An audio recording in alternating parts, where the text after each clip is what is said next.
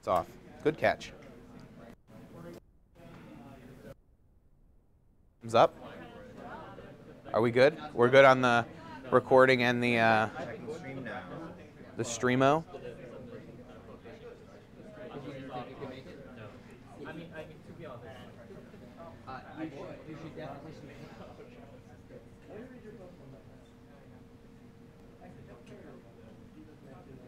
We're live and functional.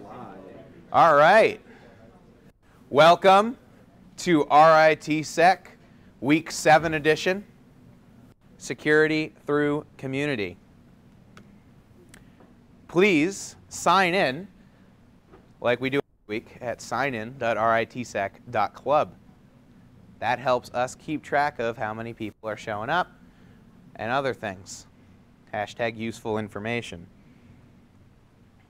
All right, so junior CA elections are going to be performed. How we're doing them is coordinated amalgamation of thought. So what you're going to see is that in the coming week, probably towards the beginning or middle, who are running for the junior CA positions are going to have a video posted onto the workplace where they present why they think they should be junior CA, as well as some fielded questions, the e-board. On those posts, you can ask questions to the candidates. They will respond. That comment section is not for discussion. It is for questions. Come Friday next week, we will have a 15-minute slotted interval for discussion. For each candidate? Each candidate will have, and they will not be in the room, obviously, a 15-minute slotted discussion. What is going on right now? I have no idea. Did we just lose stream? Wait. Maybe we don't do. No, we're good. Okay. So 15-minute slotted discussion for each candidate, at which point, when we are done with all of the discussion, we will have a 1-minute window to vote. The goal is to have this all done in 45 minutes or less because there's 3 candidates. So we're planning to do it. See how we're trying to offload it so that way we're not here for 3 hours on Friday just devoted to elections for junior CA position. Cool? Awesome. Any questions about that? Anything unclear? Awesome. So sponsors, our lovely sponsors here on said slide. These people make it so that way we're able to function as a club in many different ways that we otherwise could not. They're awesome. They're great. They're amazing. Believe me. Okay, so now we get to start Week 7. Welcome to the crypto. Let's start with the basics. Here is a lovely diagram of cryptology, or the study of ciphers. We have 2 sections here. We have cryptography and crypt analysis. Cryptography would be like the ciphers and the protocols and all that stuff that you typically hear about, just defining the schemas that we work with. Crypt analysis has to do with a more offensive take on cryptology. And we'll get to some of these, but like it could be like mathematical analysis or like side-channel attacks. Again, we'll get to these later. So within the cryptography sphere, there are 2 different types of ciphers, and we can see up here. There are symmetric and asymmetric ciphers.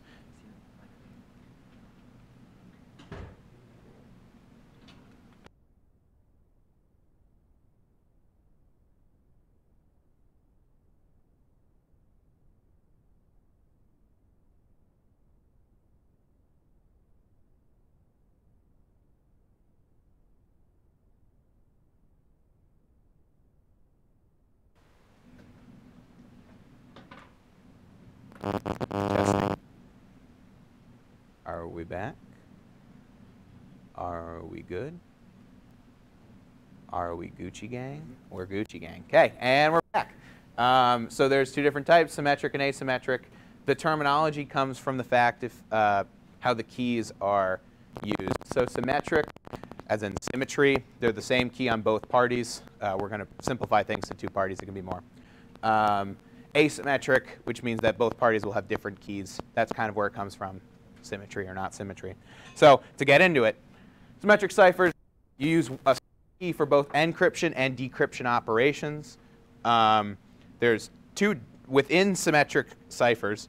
There's another 2 different things. There's stream ciphers and block, I believe. Yeah, we're going to talk about that in a minute. So here's a list of some secure algorithms. So like AES, pretty great. It's a block cipher. And then there's one-time pad, which is a stream cipher, also an example of a secure algorithm. Very difficult to implement the second thing. Impossible. So I chose these 2 for secure because they're resistant to quantum computing stuff, yada, yada, yada, as long as you have enough keys. So like typically, because it's a good time to talk about that, when you gauge a cipher's thing that you're going to out is the key length, because that represents the security level of the cipher. They do not all 56-bit AES, and that's like pretty decent security. If you were to go to like RSA 256-bit, which is a asymmetric cipher, that would be terrible, and you should never do that ever. So, but within the same thing, so like secure as it, so in the cipher itself, it scales. And a cipher is just like a different way of doing an encryption, decryption thing. So insecure algorithms up here, I have DES because it's a good punching bag, and RC4. They're both terrible, but you might see them in banking. So RSA kind of falls in the middle. Not a huge fan of it, but I actually, oh wait, we're talking about symmetric ciphers. So RSA is an asymmetric cipher. They use, we'll get to that in a minute, what that means. Well, I kind of hinted at it before, but really it's just like symmetric, 1 key for encryption, decryption.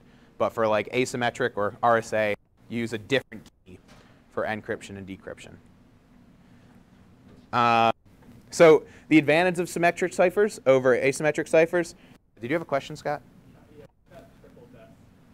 Yeah, so triple DES is also terrible. So they just ran DES 3 times, effectively. Yeah, there is a key space difference. We're not getting into that right now. Okay. Yeah, it was a patch job that didn't work very well. It actually even worked initially, was right off the bat worse than what they thought it would be, because you think, oh, you're running it 3 times.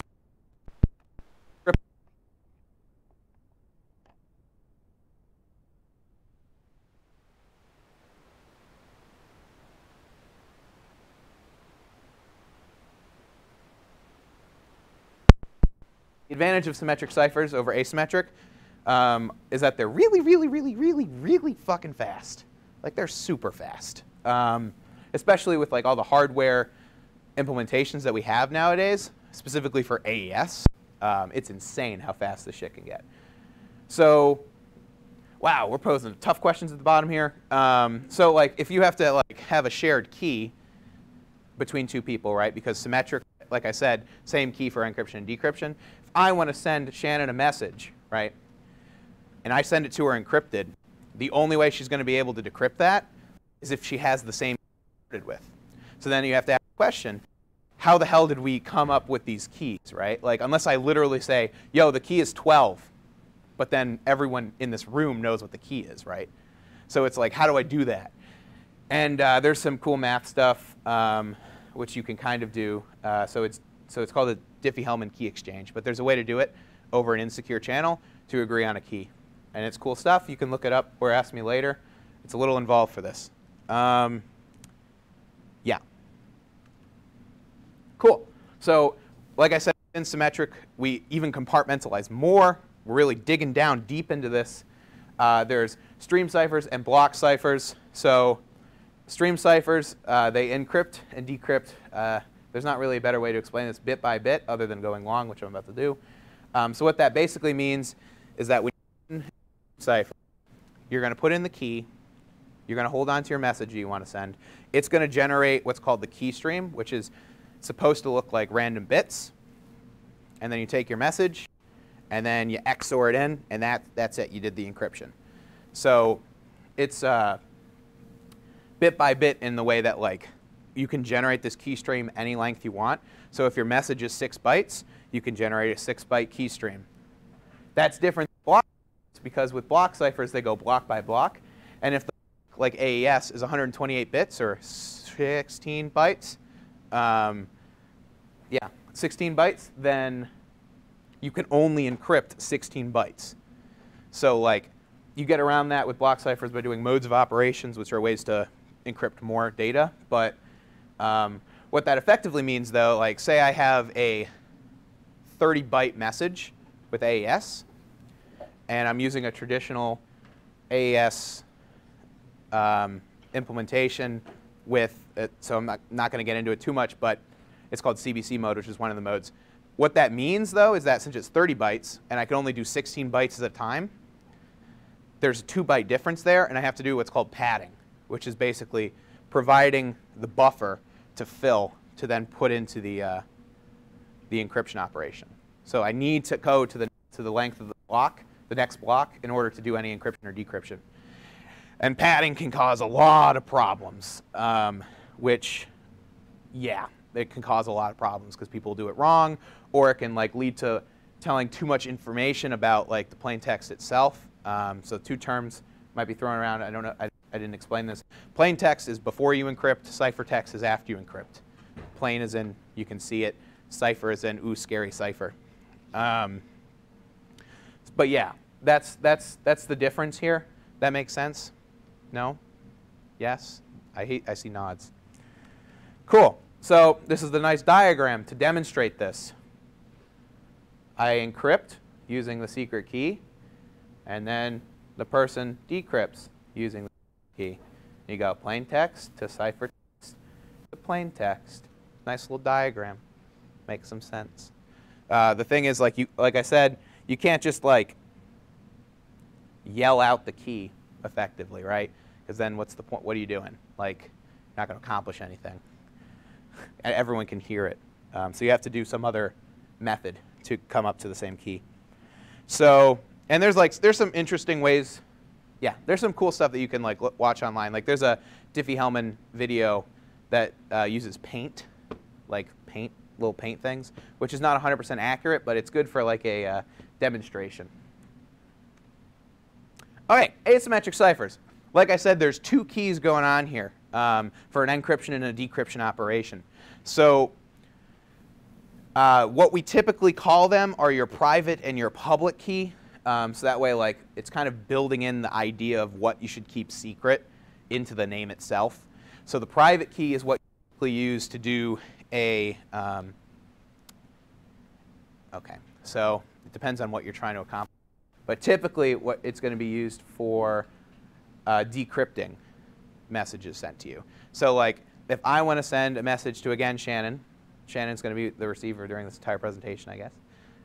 So because one of her keys, or her public key, is supposed to be public. So she's just like, she has it like on her laptop, we'll say. So like, that's her public key. I use it to encrypt the message. I send it to her. No one else can do the decryption because she is the only one that has the private key. Because then the private key is what she will use to decrypt the message. And the reason why this balance works, that's the only key that can do that, has to do with like the underlying implementation itself, the math behind it. But because of that, there's no one in the room who can like gauge that. Advantage, as you could possibly tell, is that we didn't have to go through this Diffie-Hellman, this like key exchange thing to like agree to a key, because she can just say like, here's my public key, send me a message if you want, get at me on Twitter, slide into the DMs. But so that's yeah. So the idea is that public key will encrypt, private key will decrypt. You're the only one that has your private key. They're the only one that has their well, yeah, the public key can be distributed. But say if Brad steals Shannon's public key, and is acting as Shannon, and I send a message encrypted with Shannon's public key to Brad, Brad will not be able to decrypt it because Brad doesn't have Shannon's private key. Cool. I think we went over that enough. So other little tidbit, if you do the reverse, it's actually what digital signatures are. So like if I encrypt with my private key and I send it to Shannon, she can verify that I sent it because it can only be decrypted with my public key. And because they're intertwined together, I'm the only one that could have possibly done that because I'm the only one with the private key. They have this cool relationship. Cool. So examples of things that use asymmetric ciphers. So I didn't change that. TLS, so SSL is not a thing. TLS or RSA or elliptic curve cryptography stuff are all examples of this. The asymmetric ciphers typically are, and I'm hesitant to say this, are typically more mathy, but there's some cool math behind AES. Downside, pretty slow. So you don't have to do that key exchange, but when you're actually doing the operation, because they're the way that they're like structured mathematically, they take more computational resources, and that's the problem. Nice. Cool statement at the bottom here. So quantum computing will break a majority of asymmetric ciphers that are in current use today because of the underlying math and the algorithms we have for quantum computing. So that's something to also be aware of. But there are quantum-resistant asymmetric ciphers. We just don't use them because we take a while to change, and that's how industry is. So, okay, this is another diagram here. So I'm going to encrypt with Shannon's public key, and then she's going to decrypt with her private key. Cool. Questions on that? Comments, concerns? Good?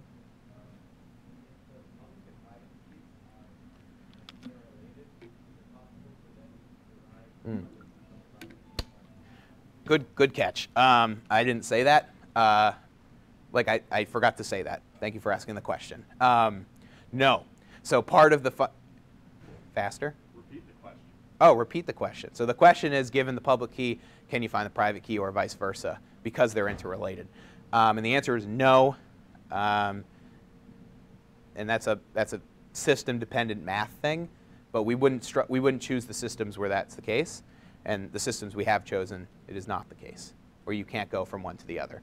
That being said, implementation-wise, if you are dealing with anything in the real world, if you have the private key, you can get the public key because how we store it, we actually just load in the public key into the private key file. So, and it's whatever because if you have the private key, then sure, right? But like, it's supposed to be like this like equal relationship, but how we've implemented it is less than equal. So, did I answer the question? Yeah. Awesome. Cool. Any other questions? Julio. Gesundheit. So, cryptographic hashing. So, this is a one-way, stress, one-way transformation of data. You might note the difference. Encryption, you can reverse it. Hashing, you cannot. That's the key thing here. So if I'm going to input a message, doesn't matter what the length is. That's another cool thing of this. Doesn't matter how long it is. I don't have to worry about block lengths or all that other shit. Any size message, gigabytes, terabytes, petabytes, exabytes, whatever you want to send into it. It might take a while, but whatever you want to send into it. Or it could be a bit. And then it's going to give a fixed length output. So it's always going to be 80 bits, or it's always going to be 256 bits in length, no matter what so the reason why I said two numbers there is because two different hash functions. But like, so like our SHA 512/256. So like if it's SHA 512, then it's going to have a 512-bit, what's called a digest. That's the output. Or if it's SHA 256, it's going to have a 256-bit output. If it's SHA-3, it's going to have a Yeah, good. Yeah, it's not going to have a 3-bit output. It's going to have a bunch of different ones because that one's a little. Yeah, not to get into it. So it's SHA-3 is a family of hash functions as opposed to a specific hash function, but. Also, SHA-512 can be cut in half into SHA-512/256, and that will be half of 512, which is 256 bits. Doesn't matter. When you pass it into one of these bad boys, always going to have fixed length output. This can be a problem because, like, say it's a 80-bit output, or digest. Like I said, that's the term we use.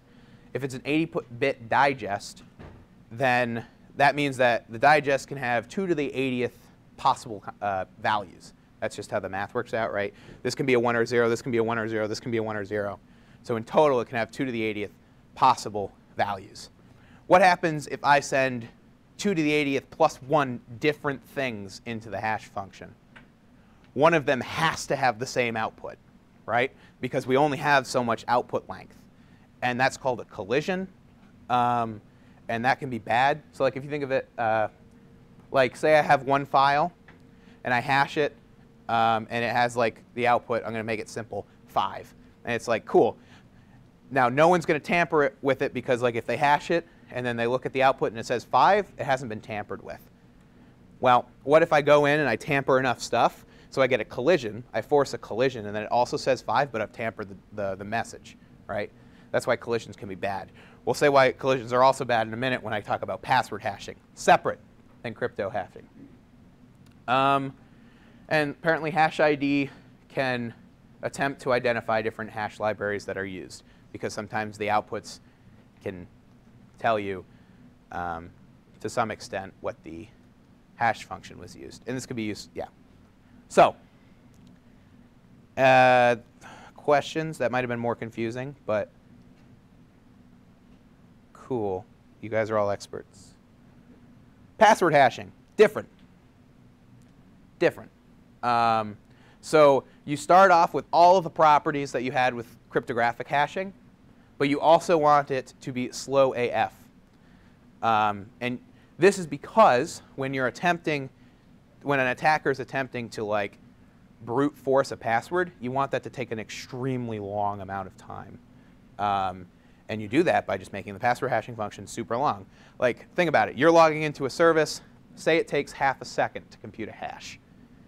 You're not going to be that upset over that. It's a little long, but it's not like the end of the world. And that only happens when you log in.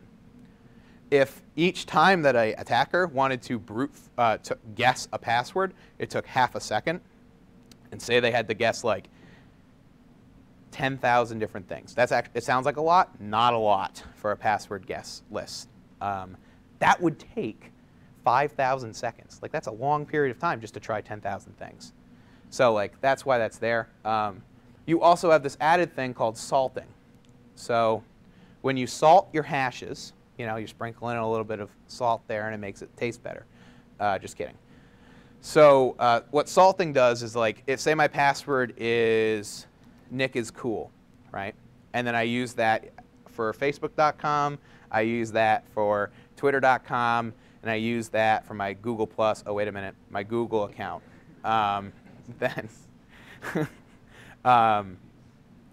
Then, right, so like the hash value should be the same, right? Because like I said, it goes to the same value. It has to. It's an integrity check. Salting allows like per system or even per implementation to provide just basically a random number that you prepend to the message that allows it to be a different hash value. So like I couldn't just look at like a database of password hashes and be like, these 5 are the same value and these are the same password. Like I couldn't do that effectively because there's going to be this secret value, or not secret, sorry. It is not secret, actually. That's part of the properties of it. There's going to be this random value that's appended to it, or prepended to it, doesn't matter. But yeah, so, and like I said, it doesn't need to be secret. It's just there to add a sense of randomness, so that way I'm not able to say like, oh, Jack and Shannon are in this, that use this service, and I have a password dump, and they're both using the same password. RITSEC is awesome. but like I don't know what that password might be, but I'm able to see it's the same hash. So like if I'm able to crack one, then I already automatically know without even having to check that I know the other one. Salting at least gives you the fact that you're not able to see immediately. You have to compute it and then you know it, but it helps. So examples of good password hashing functions, there's scrypt and argon 2. Those are pretty solid.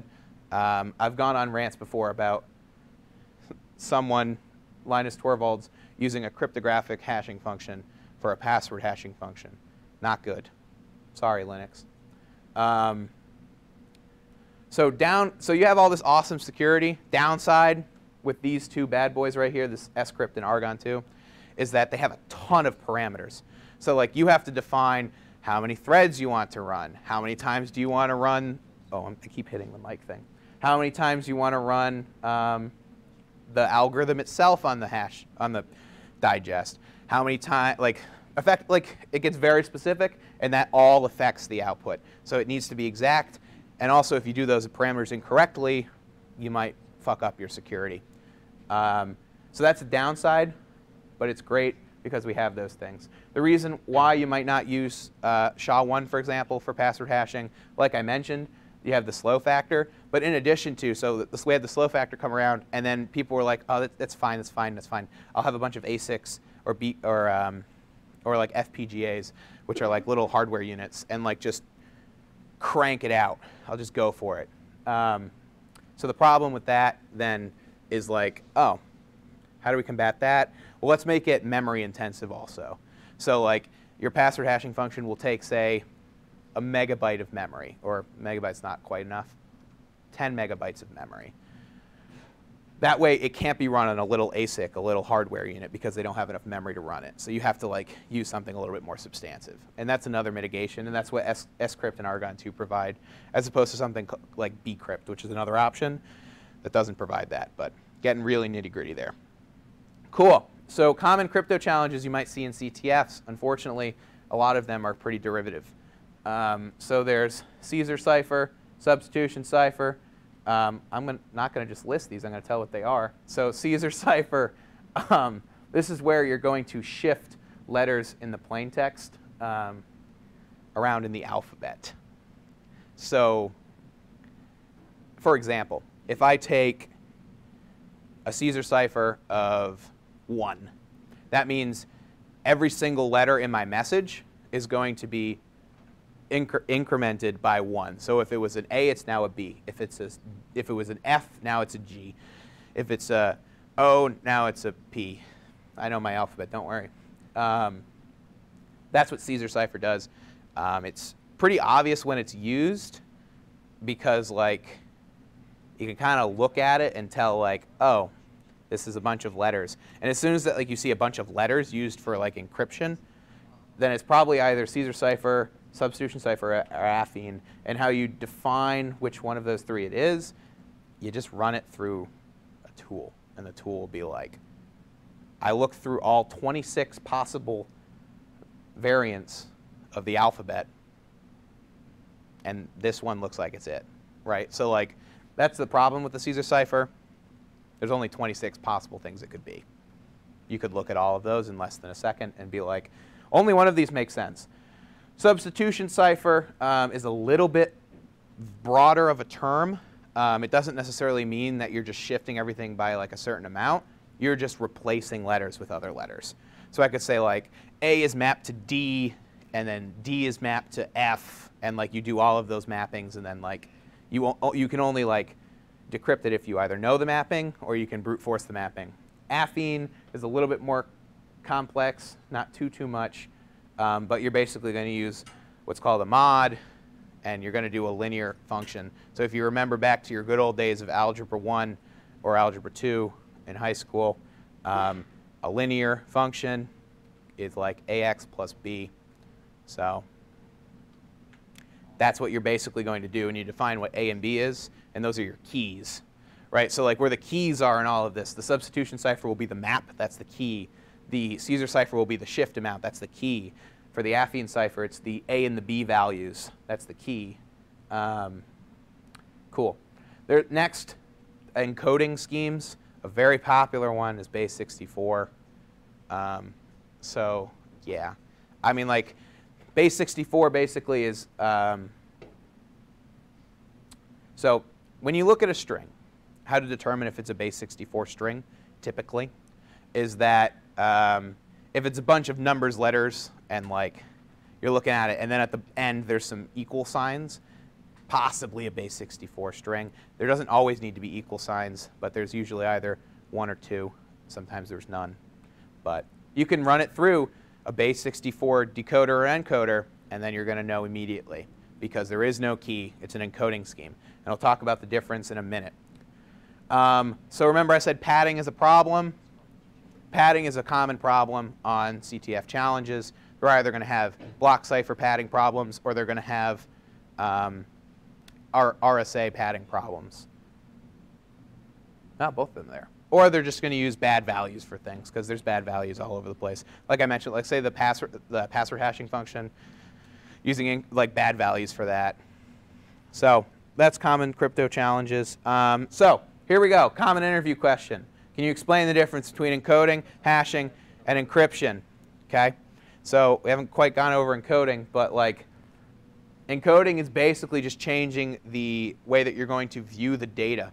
Right? If I just have a bunch of ones and zeros, that's binary, right? But if I look at it as ASCII, right, letters that you're familiar with and some other stuff, then that's the encoding that I'm going to look at under, right? The ASCII encoding. I could look at it as base 64. I could look at it as base 63. I could look at it in like any different things. So like hexadecimal, right? That's base 16, right? Base 10, so decimal. Encoding is not changing the underlying data at all. It is just changing how you view it. Hashing, one-way transformation of data that has the stuff that we talked about earlier. Encryption, securing a message with a key. It is reversible. That's the main three like points that you want to get across. Coding doesn't change the data. Hashing, one-way function. Encryption doesn't change the underlying data but hides it with a key or secures it with a key. If you want to get more specific, own special bonus points, you can get more specific. But like symmetric, there's symmetric and asymmetric, like we covered, and like I said, can be reversed. Yes? So if you want to both encode and encrypt, what order should you do that? Okay. So it depends on the encoding itself. So let's talk about something that's not. Oh, yeah, repeat the question. So we asked if you want to encode and encrypt, or encrypt and then encode, what's the order of that? So for encoding in general, it doesn't always matter, although it's sometimes more helpful to do encoding after so you can store it easier. However, say I'm compressing something. We'll do a little tangent because it's useful, I guess. What time is it? OK, you don't have a clock. OK, yeah, we have plenty of time. So let's talk about compression. So if you have a compression function, right, you're compressing data, the way that it typically will do compression is it will try to find similarities in the data, and then it will be like if I had a piece of data that was just A, B, A, it might just be like 10 A's, a B, an A, 5, and a B, and then 5 A's, right? It would say that, and it would save space. That's like a rudimentary compression function, but it tries to find similarities in data and then represent them in a smaller format. That's what compression is, effectively. That's lossless in compression, but whatever. So the output of a cipher, encryption, is going to try. It should look as random as possible. Like it should look like random data, because you shouldn't be able to tell anything about what the plain text was from what you encrypted, right? So if you have a piece of encrypted data, you shouldn't be able to tell anything about what it was before. And because of that, it looks basically like random data. If data is random and you're trying to compress it, you're not really going to have great compression, right? Like you're going to have issues with finding at least a good scale commonalities. If you were to compress before, you wouldn't necessarily have that problem, because when you're dealing with something like ASCII or like something that has like similar values to it, right? Like the human language is good for compression because like we have a lot of similarities. Like we use the word the a lot. Or if you're presenting, you might say or like quite a bit, right? Or just say right after everything. And those can all be compressed, right? Right. Now I'm conscious of it.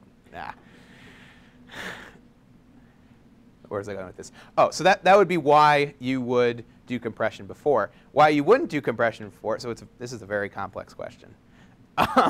So why you wouldn't do compression before would be if, like, again, if you're doing with padding stuff, you might, if you have a, okay, so there's an attack called crime. How it typically works is that you compress data and then you encrypt it with some type of stream cipher, and that will vary the output because remember, a stream cipher is going to encrypt the same number of bits as the input. It's not going to do a block. It's not going to get to the next block. So if you're able to control the input to that, you're able to control how the compression function is going to work. You're able to control the length of the data. You're going to be able to guesstimate certain things about the key stream from that. It's a very complicated attack. Well, it's not that complicated. A little complicated for this. But so the answer is it depends. That's the final result of that. There's a lot of stuff there, but the answer is it depends. That confuse more people with that? All right. So when that question is asked of me in an interview, yikes. What would be the typical response that you would get? The typical response would don't talk about crime except as like a afterthought. So like crime was the thing I was just talking about, just to reiterate. So like you would say like, oh, you're going, not just crime in general, although that would probably, depends on the job interview, I guess. So if you're going to get that question, typically they don't ask encoding, they typically ask compression. Yes. If they do that, then you just say what I said, like the output of a encryption function should appear random. You're not going to have as great compression benefits if you compress after as you compress before. However, there are also attacks that you need to take into consideration, like the crime attack, which can cause a bad time. And that would be the gold star answer to that interview question. Questions? We're still moving, but I'm just wondering if we're losing people or if people have any other questions. Good? Cool. Okay, so now we'll move on to the wow, I keep trying to say cryptanalytic because that's like a better word because it sounds nicer. But crypt analysis is what would work well in the wordage that I'm using. Okay, so the classical crypt analysis, and then we'll go to the other crypt analysis afterwards. So classic crypt analysis, right? So if all of the system depends on a key, a secret key, you could, I guess, just brute force the key, right? You could just like try this amount, try this amount, try this amount, try this value, and like, oh, got it. Like that looks like data, right? So the thing is, if our keys are like 256 bits, you have to try 2 to the 256 different values, or actually on average 2 to the 255. It's going to take a long time. So that's why brute force isn't necessarily the thing. Don't worry about the bottom. I'll get there. Got you, fam. Password cracking. What are we talking about? Okay, password cracking. So like I hinted at this later. Typically, earlier. So typically, with password cracking, you're going to have a word list that you're going to try as like passwords. So like you could get like top 10 billion passwords. And it's like, yeah, okay. So, and then you just hash them all, and then you see what matches. In order to do that, right, you have to have a database of hashes to begin with. But if you don't use the salt, like we talked about earlier, someone could do that computation ahead of time for you, right? They could have already, with significantly more computing power than you have, hashed all of those 10 billion passwords, and then just have all the hashes and the mapping between that, and then you could just say, then you don't have to do, you have to do less work, right? You just have to be like, same hash, same hash. That's called a rainbow table. And how you protect against that? Salt your hashes, folks. So yeah. And so like there's something like called Hashcat, which will It's a tool that you can use to do that basically for you. It will take a, not the rainbow table, well, I mean, it will work with rainbow tables, I guess. Well, no, there's no point to do it with if you have a rainbow table. But Hashcat is more like insert word list, and then insert password hash file, and it will tell you if it got found any collisions. So how you get word lists, just Google word lists. Like a popular one would be like RockU. Doesn't matter. You can find any you want. You could just Google top 10 billion passwords, and it'll just give you something. So frequency analysis. So this would be like for the classical ciphers I was talking about earlier, like substitution and stuff like that. So like these can be somewhat language dependent, but like for example, in the English language, the alphabet, certain letters appear with certain frequency as opposed to other letters. So you could use a frequency analysis to like determine what the mapping would be of the letters if you think back to the substitution cipher or the Caesar cipher we talked about. So like for example, the letter E is the most common letter. So if there's a letter that keeps happening over and over again, more than the other letters, then it's probably an E. There is some error involved here, but it can get pretty darn close and it's pretty darn accurate. So fancy stuff, we get down at the bottom, I guess. So S-box bias, S-box bias. So in AES, there's something called an S-box, a substitution box. This is a very, very specific thing. So basically, the broader scope of this is looking at the actual implementation of the cipher itself. It's not just AES, actually. It's also DES had an S-box. Looking at the implementation of a cipher itself and trying to find a flaw in it. So like for DES, the reason why DES is utterly destroyed well, it's partially because of a few things, but the S-box bias is one of them. Its key size is another. It can be brute forced.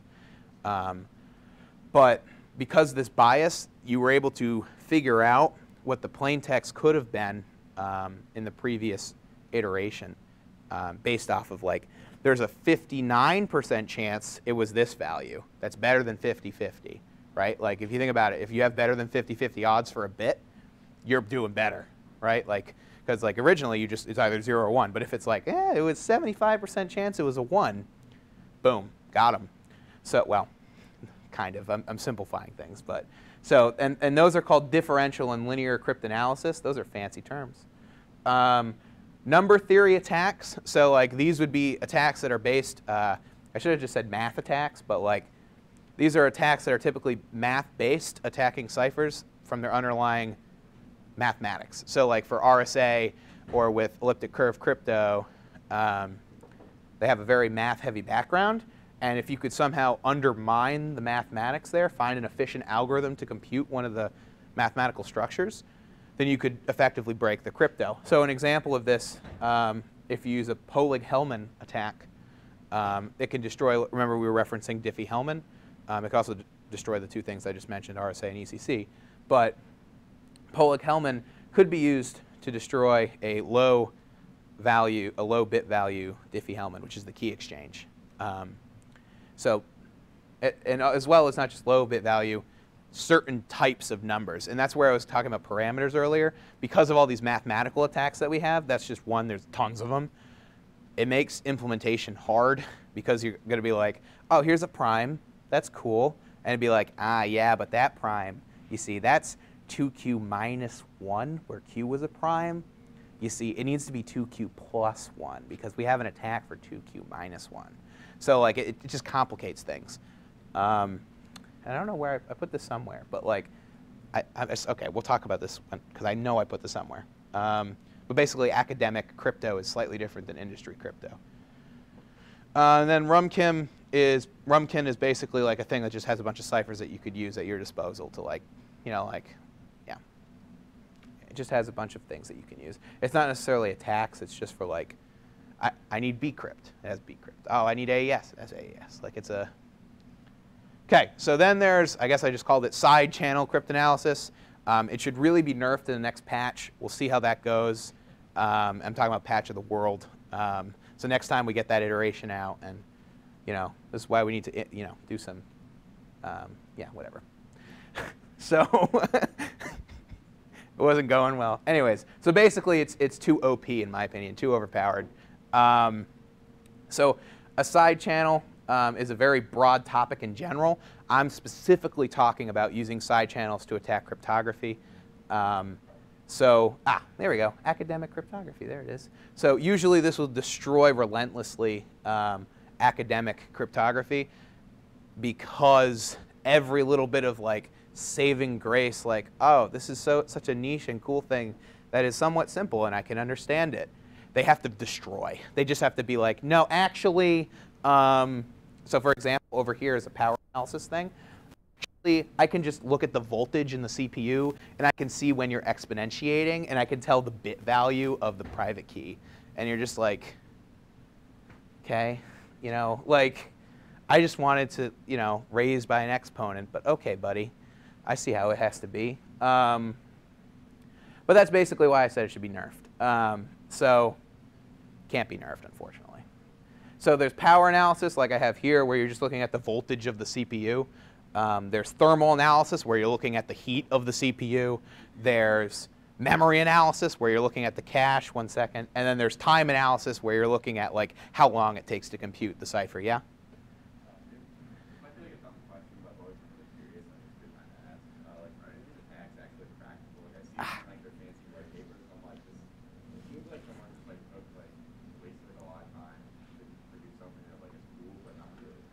Yeah, so that's the only saving grace with side channel attacks for crypto. Like, they're very hard to get access to like the literal, well, see, the problem is we have two competing spheres here. We have the gaming community and we have security. The gaming community wants to be like, I need to know how much voltage my CPU is drawing so that way I can like correctly overclock it and like also overclock my GPU and all this other shit, right? Like, they want when you look up, I forget what it's called, but like you can look at dashboards on your computer to show like this is the voltage meters of like all my processors. Here's like the temperature, right? Like here's all this stuff. It's somewhat useful information, but you can just pull it.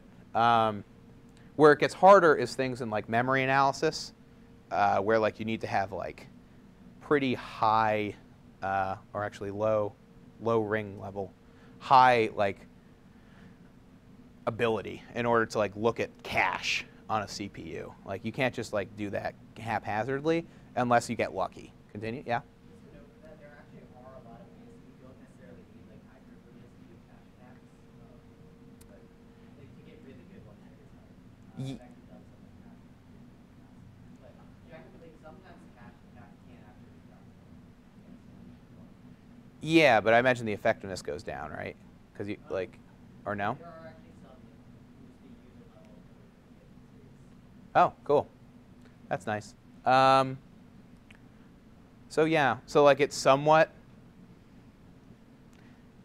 there's not much to do. So like what you have to do in these scenarios is basically ruin the simplicity in order for the security. So like we used to have a nice little way, like that's why it destroys academic cryptography, because it's like, here's the cool way to do that, this is efficient and it's awesome, and it works in most cases, except for when you're having to deal with people who are doing this shit.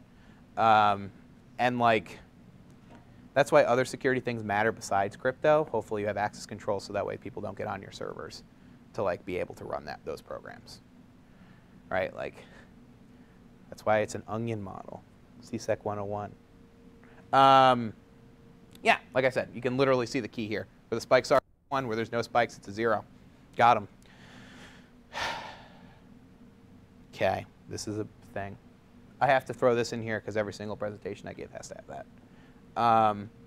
So crypto use cases and security, I guess this slide is just to tell you that it's everywhere. Email, you probably want your email encrypted. File integrity checking, SHA-1, I guess. Web, if you're not using HTTPS, I understand because I've done that, and it's okay. I'm here for you, but it's not okay. Steganography, so what oh, did I skip over that? Oh, okay. So steganography, did someone say stego? I forgot to put that. So that's another. Oh, no, it's next. Don't worry. I just order slides is fucked up. We'll get to what that is. right now. So there's also Covert Communications. This is a class you can take here. So cryptography, like we're mentioning, and other stuff, it doesn't always provide a safe communication method because you still know that the communication is occurring, right? Like someone could see there is encrypted traffic occurring between these two parties, and they could maybe do some correlation on that. So what covert communications provide is this alternative way to communicate between two parties without it being readily apparent to an observer. So, did I miss anything? Oh yeah, sending dank memes. So like for steganography, yeah, okay. So for steganography, what that typically looks like, embedding data into some type of image. But you could also like do things that are, it's actually, so the field of covert communications and the broader field of side channels, do you have a question? Okay, and the broader field of side channels have some correlation to them because of like the attacks that you could use in side channel and the way that you could use them as a covert channel. So like you see here, you have like CPU cache is an example where you can use that as a covert channel between processes. They can like talk through the cache on the CPU, and like you wouldn't necessarily notice that because it's very obscure. And that's basically 9/10 of covert communications in my example. It's making it so obscure that you get some level of security. So another one is video game pathing. So I'm just pulling this out because I'm in covert comms right now, so I can just whip the, like, yeah, I can go through this. So video game pathing, so like if I was normally going to walk like here, and instead I walked here, and I'm still going in the same direction, that little pitch or that yaw, that difference in what you expected, could be a covert comm if someone's watching you, right? You could literally be like a bit difference, and that bit 1 or 0 could be the covert communication. Thermal reading, so again, like I said, a lot of correlation. I could like spike the temperature on my CPU if someone's watching on a different processor or a different user, and then like when I have a spike in temperature and then I drop down again, and I spike it and I drop down again, I could use that as a channel to communicate information. Acoustic channels, so that has to do with frequency, either ultrasonic, infrasonic. Again, all of these have different people that you're trying to be covert against, right? Because like it's all very dependent. And like I said, probably going to have a class on this, so don't you worry. If you're in CSEC, that is. Questions about that? No? Yeah. So it's communicating covertly, covert communications. Sometimes usually like the channel bandwidth is very low. Like I mentioned, you're sending like a couple bits at a time. Because of that, usually crypto isn't used with it, but it can. All right, and then our last slide. So crypto, which is one thing that industries sometimes do. They're like, I got a handle on this. I know. I took a crypto class in high school. That'd actually be pretty interesting. In college, I can write my own cipher. And don't. So there's some resources. Any questions? Any question about any crypto topic ever? If you were to write your own crypto, what would it be? No. Well, so here's the thing.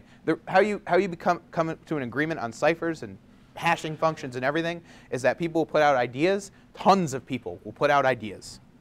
And then the rest of the community will then attack those ideas ruthlessly. And only one will survive. And that is basically how we've decided SHA-3. That's how we decided AES. That's how we decided Argon. Well, Argon 2 will be the password hashing equivalent. That's how we decide things in the crypto community. Ruthless and bloodthirsty destruction of each other's work over the course of 30 years. Yeah? So elliptic curve is another asymmetric cipher. Elliptic curve cryptography is another asymmetric cipher family. Cipher. Elliptic curve cryptography is a specific part of cryptography that deals with elliptic curves and typically is asymmetric based. Okay. What it is instead of the basic prime and modulus stuff that RSA deals with, you can do a beautiful algebraic representation that looks like that. How about that? That like is on top of that shit, and like you get awesome, cool properties out of it. Like for example, 1024-bit RSA. No, ECC doesn't need all that. ECC is cool with 224 bits, and it's same level security. ECC, great for embedded devices. Yeah. It's also, I believe, the most common in 2018 underlying system used for Diffie-Hellman, like what we were talking about. So if like you were to look in your browser at like what your TLS session is using, because you can do that, you might see ECDHE, which is Elliptic Curve Diffie-Hellman exchange. Yeah. That being said, if you're on RSA, so this is actually, NIST publishes this also, and I half agree with them at this point. If you're on RSA and you're thinking, maybe it's time to change, well, don't you worry. You shouldn't necessarily change to this. You should change to a quantum-resistant algorithm, because this is not necessarily quantum-resistant. There are certain things in elliptic curve cryptography that are quantum-resistant. We're not using them, but we should. Okay? Questions, comments, other questions? Anything? All right, cool. So now, demo time.